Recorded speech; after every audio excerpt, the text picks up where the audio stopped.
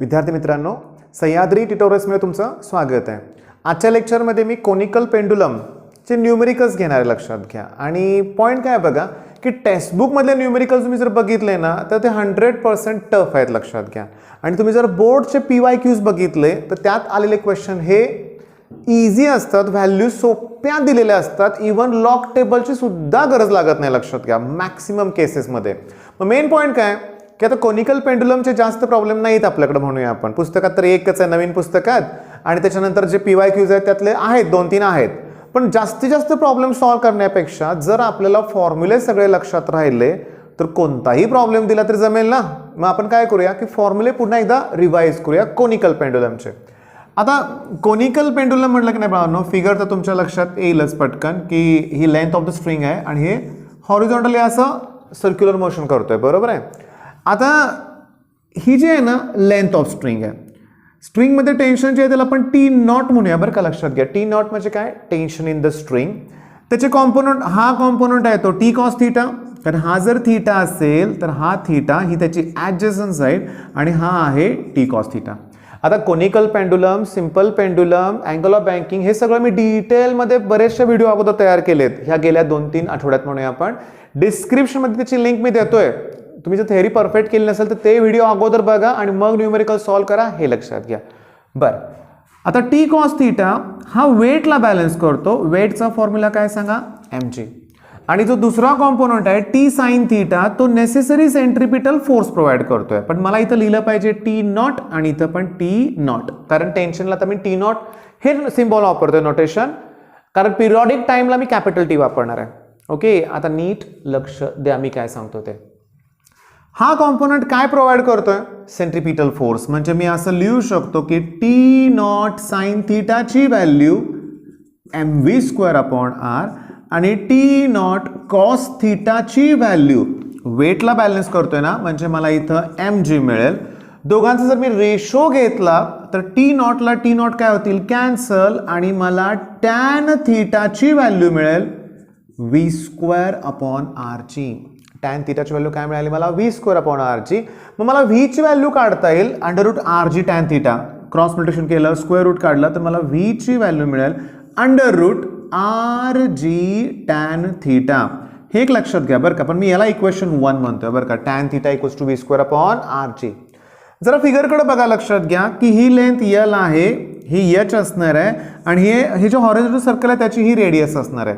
जर मी टॅन थीटाची अजून एकदा व्हॅल्यू घेतली, काय फॉर्म्युला होता, अपोजिट अपॉन ॲडजसंट। मग थीटाच्या अपोजिट r आहे, ॲडजसंट h आहे, म्हणजे मला r/h मिळेल। आता इक्वेशन 1 बघा, इक्वेशन 2 बघा।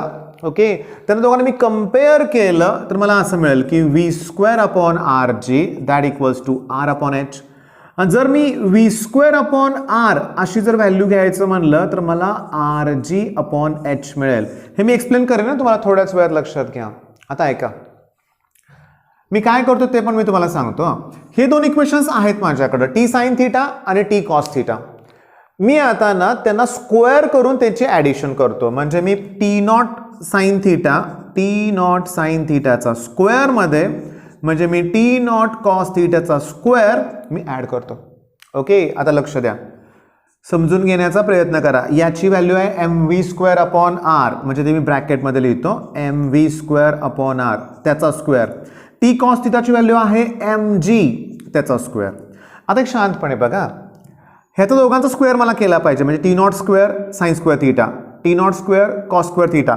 आता जर मी T नॉट कॉमन काढलं तर sine square plus cos square ज्याची व्हॅल्यू 1 असते, म्हणजे मला इथं फक्त टेन्शनचा स्क्वेअर मिळेल। ओके, हे वाचा, v²/r त्याची व्हॅल्यू आहे rg/h, म्हणजे बघा हे m तसंच, v²/r ची व्हॅल्यू rg/h त्याचा स्क्वेअर आणि प्लस mg चा स्क्वेअर। आता मला सांगा, इथं mg आहे, इथं पण mg आहे, mg कॉमन काढा ना, म्हणजे मला असं मिळेल, मी इकडं लिहितोय, लक्षात घ्या की टेन्शनचा स्क्वेअर = mg चा स्क्वेअर कॉमन निघेल। समजून घ्या, ही व्हॅल्यू मी अगोदर कॉमन काढल्यास लक्षात ठेवा, तर मी इथं मला 1 लिहावं लागेल, आणि इथून mg कॉमन काढला तर r/h उरतंय, म्हणजे मला r/h आहे, स्क्वेअर आत शिल्लक राहणार। आता मला जर टेन्शनची व्हॅल्यू हवी असेल, दोन्ही बाजूचा स्क्वेअर रूट काढला पाहिजे, मग एम जी स्क्वेअरचं काय येणार एम जी आणि ही व्हॅल्यू रूटमधील 1 प्लस आर अपॉन एचचा स्क्वेअर. ओके, आता एक काम काय करा माहिती आहे का की तुम्ही याचा स्क्रीनशॉट तरी घ्याच लगेच. हे मी काय केलं मी तुम्हाला एक्सप्लेन करतो. मी पिरियॉडिक टाइमचा नाही फॉर्म्युला डिराईव्ह केला, मी टेन्शन इन द स्ट्रिंगचा फॉर्म्युला डिराईव्ह केला. आता लक्षात घ्या, गोंधळ यावर्षी बऱ्यापैकी deleted portion, old syllabus, new syllabus. पण माझं म्हणणं काय की तुमचं जर असं ना कन्सेप्ट तुम्हाला कळायला पाहिजे ना, थोडासा विचार करायला जमलं पाहिजे. टेन्शन जर विचारलंच तर तो फॉर्म्युला कसा डिराईव्ह केला, या दोघांचा स्क्वेअर करून काय केली मी ॲडिशन केली. ओके, तुम्ही व्हिडिओ म्हणजे स्क्रीनशॉट तर काढा लगेच. मी आता पिरियॉडिक टाइमचं एक्सप्रेशन काय आहे, periodic टाइमचं expression 2 pi under root L cos theta upon G. बरोबर आहे, पिरियॉडिक टाइम. आता पिरियॉडिक टाइमचा अजून एक फॉर्म्युला तुमच्या समोर लिहितोय मी 1 अपॉन फ्रिक्वेन्सी. काय लक्षात येते का तुम्हाला? म्हणजे काही प्रॉब्लेम असे आलेत एक्झाममध्ये जिथं मोठा कोनिकल पेंडुलम दिसतंय आणि प्रश्न विचारतात काय माहिती आहे का, find periodic time of conical pendulum. आपली अशी मेंटॅलिटी झालेली असते की periodic time of conical pendulum म्हणलं की हा फॉर्म्युला आठवतो, मग त्यातल्या व्हॅल्यू हुडकतो आपण. अरे पण जर फ्रिक्वेन्सी दिली असेल त्याचा फक्त रेसिप्रोकल केला की मिळतो की पिरियॉडिक टाइम. मग पिरियॉडिक टाइमचा formula 2 pi under root L cos theta upon G असेल तर फ्रिक्वेन्सीचा formula 1 upon 2 pi under root G upon L cos theta असा येईल. ओके, मग आता वेळ न घालवता पटकन आपण न्यूमेरिकल घेऊया. मी आत्ताच बोललोय या एक्सप्रेशनसाठी सेपरेटली व्हिडिओ मी तयार केलाय. मोस्ट इम्पॉर्टंट थेरी क्वेश्चन आहे तो अगोदर बघा. मग चला आता न्यूमेरिकल घेऊ. आता पहिला प्रॉब्लेम स्क्रीनवरती आहे, तुम्ही वाचा माझ्या बरोबर. In a conical pendulum string of length 120 centimetre, म्हणजे लेंथ दिलेली आहे 120 सेंटीमीटर म्हणजेच 1.2 मीटर. सेंटीमीटरचं मीटर कन्वर्जन केलं पाहिजे. Is fixed at rigid support and carries a mass of 150 gram, म्हणजे मास दिलंय त्यांनी 150 ग्रॅम. 150 ग्रॅम म्हणजे 0.15 kg, 1000 न डिवाइड करा, लक्षात घ्या, ग्रॅमचं केजी मध्ये कन्वर्ट करा. Next, if the mass is revolved in a horizontal circle of radius 0.2 metre, म्हणजे रेडियस दिलेली आहे 0.2 metre. Calculate tension in the string, म्हणजे इथं मला टी नॉट विचारलंय, लक्षात घ्या. आता समजून घेण्याचा प्रयत्न करा की टी नॉटचा फॉर्म्युला आठवतोय का, एम जी रूटमध्ये 1 plus R upon H bracket square. सगळ्या व्हॅल्यू दिलेत का बघा रे. आर ची व्हॅल्यू ओके 0.2 इथं दिले. अरे पण एच ची व्हॅल्यू दिलेलीच नाही इथं, लक्षात घ्या. पॉईंट काय बघा मी तुम्हाला सांगतो. तुम्हाला एल ची व्हॅल्यू किती दिले 1.2, आर ची व्हॅल्यू किती दिले 0.2. अरे पण फॉर्म्युल्यात मला एच हवं आहे, ते दिलेलं नाही आहे. मग मी काय करतोय बघा, एक फिगर परत ड्रॉ करतो तुमच्यासाठी, लक्षात घ्या, तुमच्या ते लक्षात येईल पटकन. ही एल आहे, हे एच आहे आणि हे कोण आहे सांगा आर. हा इथं हा अँगल किती आहे 90. मग तुम्ही पायथागोरस थेरम सुद्धा वापरून तुम्ही एच ची व्हॅल्यू फाइंड आउट करू शकता. एच ची व्हॅल्यू काय येणार सांगा बघू, under root R L square minus R square, म्हणजे 1.2 चा स्क्वेअर मधून 0.2 चा स्क्वेअर काय करा मायनस, तुम्हाला व्हॅल्यू मिळेल. ओके, आता एक लक्षात घ्या, बाकी सगळ्या व्हॅल्यू तुम्हाला दिलेत. एम ची व्हॅल्यू 0.15, जी ची व्हॅल्यू 9.8, 1 प्लस आर ची व्हॅल्यू 0.2 आणि एच ची व्हॅल्यू आपण फाइंड आउट करणार, लक्षात घ्या. मग या व्हॅल्यू पुट करा, सॉल्व करा, तुम्हाला मिळेल. पण एक इश्यू असा आहे की नवीन सिलेबसमध्ये जर टेन्शनचा प्रॉब्लेम दिलेलाच नसेल, टेन्शनचा प्रॉब्लेम म्हणजे थिअरी पार्ट, तर शक्यता कमी आहे बोर्डमध्ये याच्यावर प्रश्न येण्याची, कारण बोर्डला पुस्तकाच्या बाहेरचं येणार नाही आहे, ते प्रॉब्लेम सोपे येतील. मग पहिला प्रॉब्लेम तुमच्या आता लक्षात आलेला आहे, सॉल्व तुम्ही करणार, लक्षात घ्या. मी आता तुमच्या टेक्स्टबुकमध्ये एकच प्रॉब्लेम आहे, तो आपण आता डिस्कस करूया. प्रॉब्लेम स्क्रीनवरती आहे. Pendulum consisting of massless string of length 20 centimetre, म्हणजे आपल्याला लेंथ दिलेली आहे 20 सेंटीमीटर म्हणजेच 0.2 मीटर दिलेला आहे. ओके, आणि tiny bob of mass 100 gram, मासची व्हॅल्यू 100 ग्रॅम दिलेली आहे म्हणजे 0.1 kg. बर, इट परफॉर्म्स 75 RPM, म्हणजे फ्रिक्वेन्सी दिलेली आहे. पण आता लक्षात घ्या, RPM नको आहे, रिव्हॉल्युशन्स पर सेकंद हवं आहे. याला 60 न डिवाइड करा.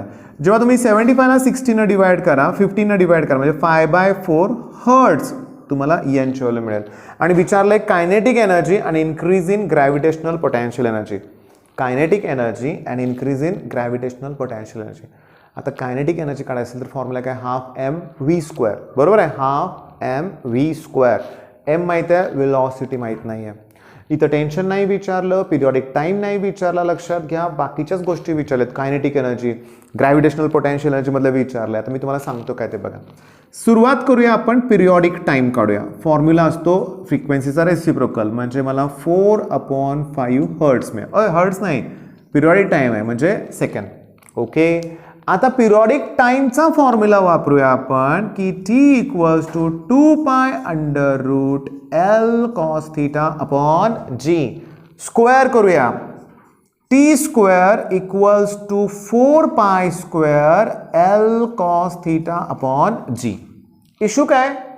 थीटा माहित नाहीये, L माहित आहे.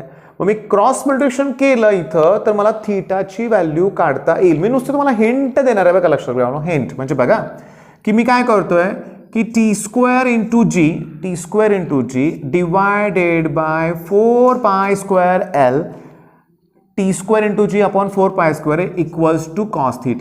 मग माझं तुम्हाला सजेशन आहे, π² ची व्हॅल्यू 10 दिले, लेंथची व्हॅल्यू 0.2 दिले, टी ची व्हॅल्यू 4/5 आहे, त्याचा स्क्वेअर करा. जी ची व्हॅल्यू 9.8 आहे. व्हॅल्यूज इझी येणार आहेत, लक्षात घ्या. मग तुम्हाला कुणाची व्हॅल्यू मिळेल? cos θ. मग तुम्ही थीटाची व्हॅल्यू काढायची की cos इनवर्स, म्हणजे ह्याचं जे आन्सर येईल त्याचं cos इनवर्स. बघा तुम्हाला sine inverse, cos inverse, tan inverse जमलंच पाहिजे, लक्षात घ्या. मी 2 व्हिडिओची लिंक प्रोव्हाइड करतोय. लॉगचं कॅल्क्युलेशन कसं करायचं मी त्याच्या डिटेलमध्ये एक्सप्लेन केलंय. आता cos θ ची व्हॅल्यू ना 0.8 येते बानो, 0.8. मग तुम्हाला cos इनवर्स 0.8 बघायचं आहे. पण मी तुम्हाला एक हिंट देतोय बाळांनो. हिंट काय बघा, जर असं केलं तर बघा, जर असं केलं तर फायदा होतोय का बघा की कॉस्टची व्हॅल्यू मिळाली मला ना, पण मला व्हॅल्यू कोणाची पाहिजे तुम्हाला नीट सांगतो, लक्षात घ्या. बघा V = √RG tan θ फॉर्म्युला वापरायचा. मला tan θ ची व्हॅल्यू हवी आहे. मला R माहिती आहे का? नाही आहे. R ची व्हॅल्यू पण फाइंड आउट करावी लागणार आहे, लक्षात घ्या. जर मी फिगरचा विचार केला तर मला त्याच्यावरून H ची व्हॅल्यू काढता येईल. म्हणजे कसं बघा, समजून घेण्याचा प्रयत्न करा. मी इथं फिगर ड्रॉ करतोय बघा. हा कोनिकल पेंडुलम असेल तर हे L असतं, हे H आणि हे R असतं म्हणूया आपण, ठीक आहे. आणि हा कोण आहे सांगा? थीटा. समजून घेण्याचा प्रयत्न करा की L cos θ म्हणजे आता बघा cos θ ची व्हॅल्यू, cos θ ची व्हॅल्यू H/L. मग L cos θ ची व्हॅल्यू H येते.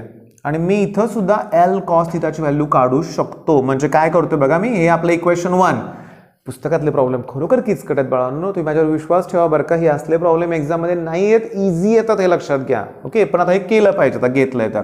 आता काय होणार बघा, इथं जर L cos θ म्हणलं तर मला असं मिळेल बघा की L cos θ = T² G upon 4π². हेच ना, काय मिळणार आहे मला? T² G upon 4π². मग ही व्हॅल्यू कुणाची मिळाली मला? cos θ ची.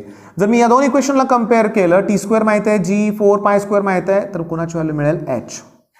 H मिळालं, L माहिती आहे. मग व्हॅल्यू कोणाची काढता येईल? R ची व्हॅल्यू काढता येईल. हे लक्षात घ्या पायथागोरस वापरून.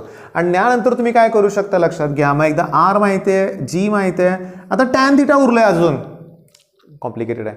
tan θ उरलंय ना, तुम्ही काय करायचं की कॉसचा रेसिप्रोकल करा. तुम्हाला sec ची व्हॅल्यू मिळेल म्हणजे 1/cos θ. आणि तुम्हाला माहिती आहे की 1 + tan² θ ची व्हॅल्यू असते sec² θ. आता कॉस माहिती आहे म्हणलं sec ची व्हॅल्यू मिळेल आपल्याला. +1चं काय होतील? -1. आणि मग त्याच्यावरून तुम्हाला tan ची व्हॅल्यू काढता येईल. आलंय लक्षात तुमच्या? मग हे कॅल्क्युलेशन तुम्ही कंप्लीट करा, लक्षात घ्या. आणि मी परत सांगतो, एवढे टफ प्रॉब्लेम एक्झाममध्ये येत नाहीत. मग कोनिकल पेंडुलम ची थिअरी इम्पॉर्टंट आहे, ती अगोदर करा. प्रॉब्लेम आले तर थोडेसे इझी येतील, पण तुम्ही वेगळे वेगळे फॉर्म्युले ट्विस्ट करायला शिका, जेणेकरून तुम्हाला टेन्शन पण काढता आलं पाहिजे. L ह्याच्यातल्या तिघातली 2 व्हॅल्यू दिल्या असतील तर तुम्हाला तिसरी व्हॅल्यू पायथागोरसनं काढायला लागतं, हे लक्षात ठेवलं पाहिजे. एकच व्हॅल्यू दिले फक्त L म्हणूया आपण, बाकी काही दिलं नाहीये, तरी आपल्याला त्याच्यावरून H ची व्हॅल्यू काढता येते. आणि L आणि H मिळालं तरी R काढता येतंय, हे लक्षात घ्या. म्हणजे तुमच्या लक्षात आलेलं आहे. आणि कॅल्क्युलेशनमध्ये तुम्ही ना स्क्वेअर रूट काढायची पण काही गरज नाहीये, V² ठेवलं तरी चालेल. का?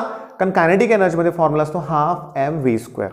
बरं, आता ग्रॅव्हिटेशनल पोटेन्शियल मध्ये जो इन्क्रीज काढायचा आहे त्यासाठी तुम्हाला mgl मधून mgh मायनस करावं लागेल. mg कॉमन काढा आणि l - h मिळेल आतमध्ये, हे लक्षात घ्या. म्हणजे ते तुमचं आन्सर राहील. कारण कसं होणार, हा बॉब पहिला इथं असणार आहे, तो फिरताना तुझी हाईट वाढणार आहे, इकडे वरती येणार, लक्षात घ्या. मग हा डिफरन्स काढण्यासाठी MgL मधून MgH काय केलं पाहिजे, मायनस, मग तुम्हाला ग्रॅव्हिटेशनल पोटेन्शियल मिळेल.